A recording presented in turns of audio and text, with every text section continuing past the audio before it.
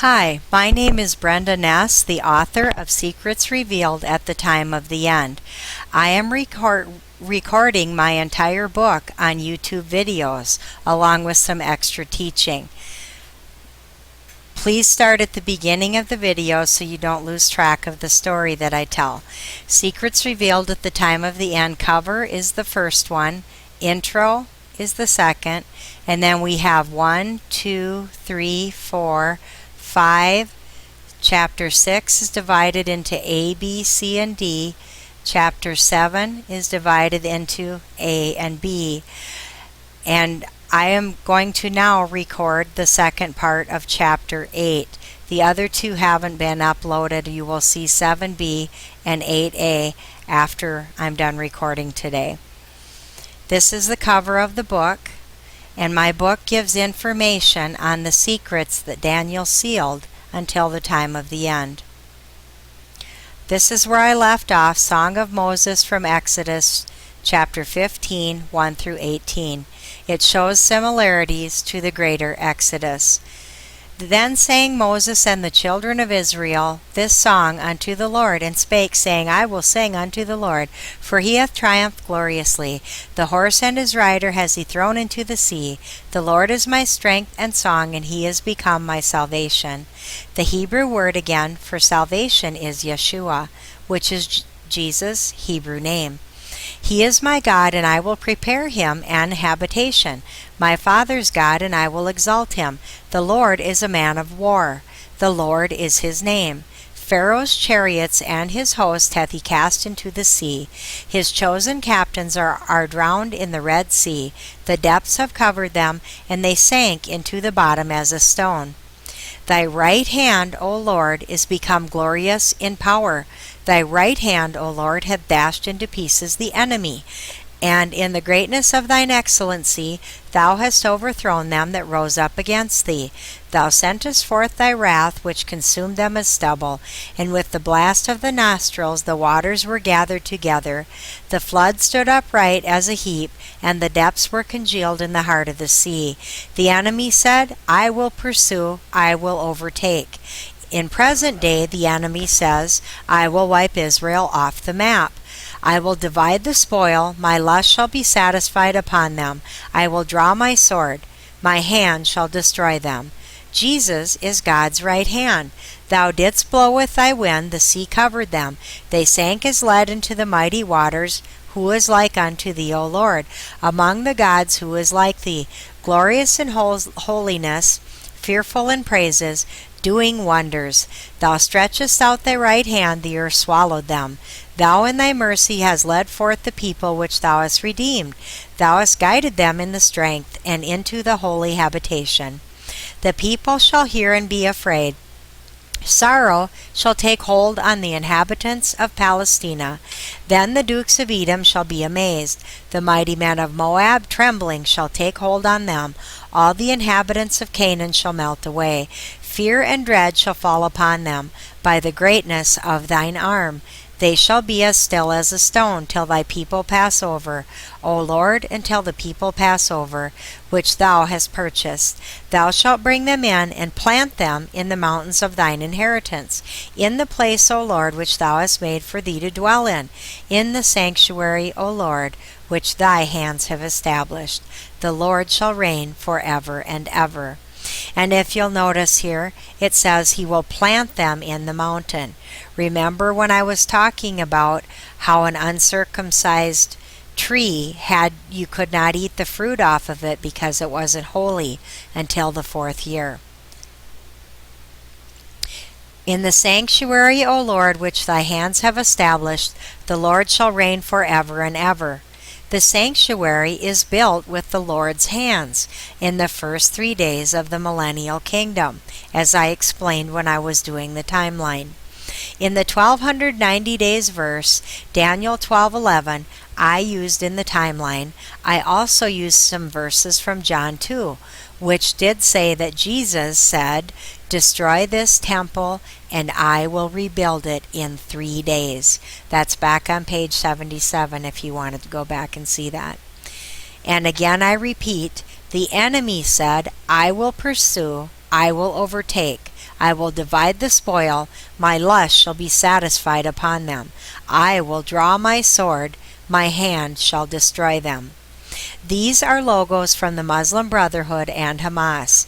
Notice the swords and an image of the whole state of Israel. They are not interested in a two-state solution at all. They want the whole state of Israel, and they have no qualms about killing people to acquire it. In fact, they believe that it is Allah's desire.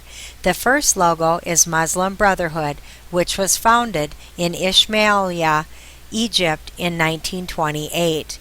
The second is the current logo of Hamas. The third logo is the 25-year anniversary of Hamas, and the fourth image is Khaled Mashal, current chief of the political bureau of Hamas. Hamas in Hebrew means to frighten, terrify, confound, stun, confuse, perplex. And remember, confusion is for the sinful. I wanted to stay on this page for a second before I show you the other two logos because, as you can see, the name of the city in Egypt was Ismailia. Remember that Isaac's brother's name was Ishmael. Okay, here's the other two that I just explained, the 25-year and jihad and armed resistance are the true and correct way to liberation. There will be no concession on an inch of the land. Khaled Mashal, head of Hamas. Here is a map of the areas mentioned in the Song of Moses. And Israel now is pretty much on this side of the Jordan and the Dead Sea here, the Salt Sea. So I wrote down a little farther. So Palestina is the Philistines over here. Edom equals the Edomites. Moab, the Moabites. And as you can see, Canaan equals Canaanites. This is the land of Canaan here. Right here. And you can see the word Canaanites right there. Now we're going to scroll down to the next page. They sung this song just after God saved them from the Egyptians. I marked in bold red the areas they spoke of so you can easily find them on this map. God just defeated Egypt for them. Why sing about these other areas? All of these places are located in the Promised Land. Just like they were back then, they're still there. Granted, it was a message for them back then to defeat these people and receive the Promised Land, but it could also be a prophecy for today. Same areas with new names. A message about who will be defeated in the end-time Passover. You may wonder why God would choose to intervene and wipe these enemies of Israel off the map. Consider that in the Egyptian Passover, God did not annihilate the Egyptian army until they pursued the Israelites with the intention of completely destroying the entire Hebrew race. In other words, genocide. The radical Muslims desire to destroy the entire Jewish population today, but as of yet have not had the capability to do so. God will wait until the enemy attacks his people first. Then he will come out and defend them once again, and again by his supernatural power and his right hand, Jesus the Messiah. But he will use whirlwinds, tornadoes, this time instead of water. The differences between the Egyptian Passover and the end-time Passover. Because Israel has an established nation, it will be expanded to the Promised Land by absorbing the areas mentioned in the song after God defeats them. Then in the greater Exodus will begin with 144,000 witnesses, leading believers from all over the world to Israel. As I mentioned before, they will have characteristics like the two witnesses, Moses and Elijah. Moses was given words to speak from God and was also given information about the Israelites' future that the others did not know, as will the 144,000. Deuteronomy 31, 1-9. Elijah set up the famous demonstration between God and the false god Baal on Mount Carmel. In 1 Kings 18:70-40, Baal was soundly defeated, as Allah will be. Here are both passages. Moses is Deuteronomy 31, 1-9. So Moses continued to speak these words to all of Israel. And he said to them, I am 120 years old today. I am no longer able to go out and come in. The Lord has said to me, you shall not go over this Jordan. The Lord your God himself will go over before you. He will destroy these nations before you, so that you shall dispossess them. And Joshua will go over at your head as the Lord has spoken. And the Lord will do to them as he did to Sihon and Og, the kings of the Amorites, and to their land when he destroyed them. And the Lord will give them over to you, and you shall do to them according to the whole commandment that I have commanded you. Be strong and courageous. Do not fear or be in dread of them, for it is the Lord your God who goes with you. He will not leave you or forsake you. Then Moses summoned Joshua and said to him in the sight of all of Israel, Be strong and courageous, for you shall go with this people into the land that the Lord has sworn to their fathers to give them, and you shall put them in possession of it. It is the Lord who goes before you. He will be with you. He will not leave you or forsake you. Do not fear or be dismayed. Then Moses wrote this law and gave it to the priests, the sons of Levi, who carried the ark of the covenant of the Lord, and to all the elders of Israel. God went before the Israelites so that they would know him. This time he will send the Messiah so that Israel will know Yeshua was and is their Savior. Elijah, 1 Kings 18:17-40. When Ahab saw Elijah, Ahab said to him, It is you, you troubler of Israel. And he answered, I have not troubled Israel, but you have, and your father's house, because you have abandoned the commandments of the Lord, and followed the Baals. Now therefore send and gather all Israel to meet me at Mount Carmel, and the 450 prophets of Baal, and the 400 prophets of Asherah, who eat at Jezebel's table.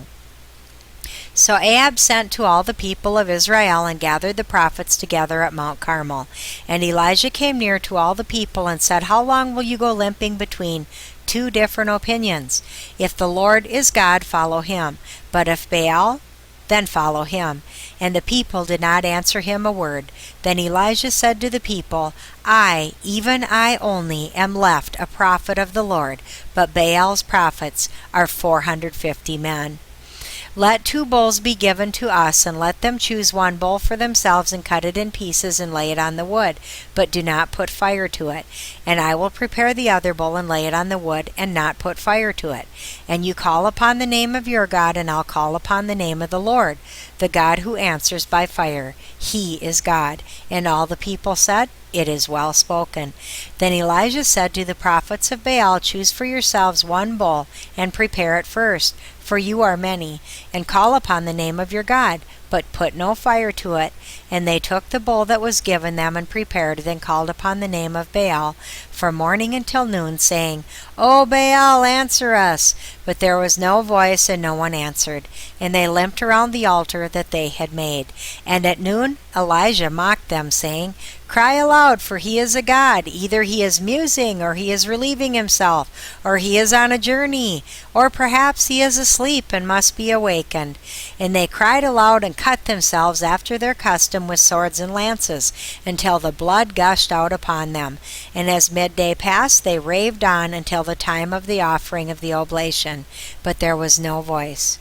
No one answered. No one paid any attention. Then Elijah said to all the people, Come near to me. And all the people came to him, and he repaired the altar of the Lord that had been thrown down. Elijah took 12 stones according to the number of the tribes of the sons of Jacob, to whom the word of the Lord came, saying, Israel shall be your name. And with the stones he built an altar in the name of the Lord. And he made a trench about the altar as great as would contain 2 seahs of seed. The temple and the altar will be rebuilt after Allah is defeated. The 12 tribes are represented by the 144,000 on the Mount of Olives, and will be put through the fire. They will survive just like Daniel's 3 friends survived. Shadrach, Meshach, and Abednego were thrown into a blazing fire 7 times hotter than usual, because they would not bow and worship to Nebuchadnezzar's God. The guards who threw them in were burnt up. Daniel 3:24-25. Suddenly Nebuchadnezzar leaped to his feet in amazement, and he asked the officials, "Did we tie up 3 men and throw them into the blazing furnace?" They answered, "Yes, we did, your majesty." "Then why do I see 4 men walking around in the fire? They are not tied up, and they show no signs of being hurt, and the 4th one looks like an angel." Nebuchadnezzar saw an angel of God with Shadrach, Meshach, and Abednego in the furnace. He called them out. Their hair was not singed, their clothes were not burned, and there was no smell of smoke on them. He praised their God and commanded that if anyone speaks disrespectfully of the God of Shadrach, Meshach, and Abednego, he is to be torn limb from limb, and his house is to be made a pile of ruins. There is no other God who can rescue like this. And the king promoted Shadrach, Meshach, and Abednego to higher positions in the province of Babylon. God will save Israel through his Son, the Messiah, and he will promote the 144,000 by sealing them after their 40-day trial in the wilderness. Remember, Elijah and Moses also did a 40-day fast. They will then go throughout the world witnessing for God. In the next paragraph, 12 is indicated again. Elijah has 4 jars filled 3 times. Back to Elijah's story. And he put the wood in order and cut the bull in pieces and laid it on the wood. And he said, "Fill 4 jars with water and pour it on the burnt offering on the wood. Do it a 2nd time." And they did it a 2nd time. "Do it a 3rd time." And they did it a 3rd time. And the water ran around the altar and filled the trench also with water. At the time of the offering of the oblation, Elijah the prophet came near and said, "O Lord, God of Abraham, Isaac, and Israel, let it be known this day that you are God in Israel, and that I am your servant, and that I have done all these things at your word. Answer me, O Lord, answer me, that this people may know that you, O Lord, are God, and that you have turned their hearts back."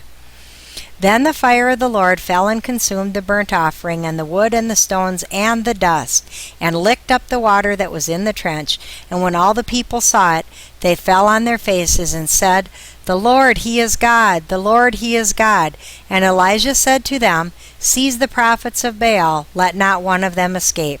And they seized them, and Elijah brought them down to the brook of Kishon and slaughtered them there. In the Egyptian Passover, God reveals himself to the Israelites.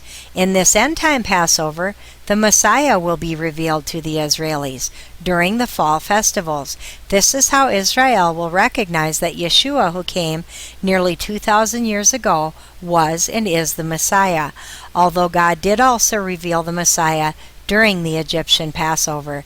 It'll be coming up on page 160, the Hebrew word oth.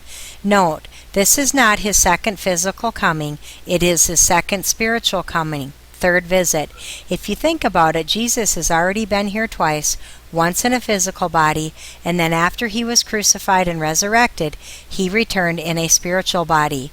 His return during the well-known second coming will be his second return in a physical body, to live and reign during the millennial kingdom. The Bible does not limit his spiritual body visits between now and then. Israel will become corrupt one more time after this first end-time war, allowing the Antichrist to take over the temple and put the abomination of desolation there. The believers in Jerusalem will flee to the protected wilderness and stay there until the great tribulation and the wrath are over. Then the Messiah will shout with the voice of the archangel and the trump of God to call the dead in Christ and those that remain alive on Rosh Hashanah. The millennial kingdom begins at that point, which is his second physical appearance. Thanks for listening, and may God bless you today and every day. This is how you find my site, Esther of Israel at Wix.com, Secrets Revealed.